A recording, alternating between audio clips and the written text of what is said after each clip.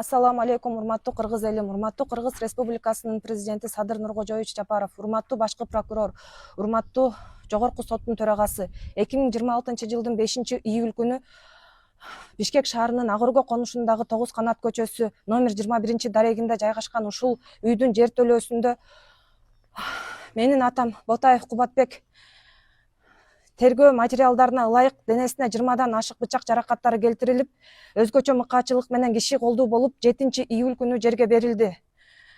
Бул кылмыш боюнча айыпталып жаткан адам ушул үйдүн ээси, өмүр бою онколог хирург болуп иштеп келген дарыгер Бейшебаев Талап Каныметович. Бүгүн биздин бүтүндөй үй бүлөбүздүн асказоосу кулап турат. Атабыздан айрылуу менен үйүбүздүн тиреги, күчү, коргоочусу кетти.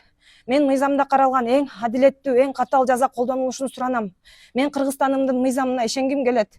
Урматтуу мамлекет башчысы Садыр Жапаров, урматтуу укук коргоо органдарынын башчылары, сиздерден биздин үй бүлөнүн кайгысын жүрөгүңүздөр менен сезип, бул иштин акыйкат жана мыйзамдуу каралышына жеке көңүл бурууңуздарды суранам. Менин эң чоң өтүнүчүм сот процесси толугу менен ачык өтүп, коомчулуктун көзөмөлүндө болуп, менин атам өзүн өзү коргой албайт. Бирок анын үнү бул менин үнүм. Мен бул үн сиздерге жетет деп ишенем.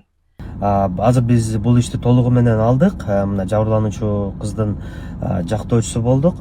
Анан мына биз дагы азыр сүрөттөрдөн көрдүк. Анан ал жерде 20дан ашык бычак сайылган да, 20дан ашык. Азыр тергөө тараптан иш ГУВДда 20дан ашык бычак сайылып жана колдорун, мисалы ошо өлүп калган адам ошо видимо походу защищался, ама колдорун манжаларынын ортосунда толтура бычак жеген. Анан көбүнчө в основном жизненно важный орган ошол жактарга сайылыптыр, боорлоруна, жүрөктөрүнө. Азыр мына биз дагы ошо сүрөттөрдөн көрүп атабыз.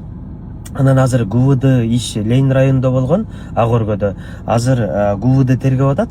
Ал жерде мына азыр 122 берене, 2 часть, 7 пункт менен убийство с особой жестокостью деп, бул боюнча 12 жылдан 15 жылга же өмүр бою эркинен ажыратуу деген да. Эми биз дагы азыр МВД, ГУВД, Генеральная прокуратура, президентибизге да кайрылабыз.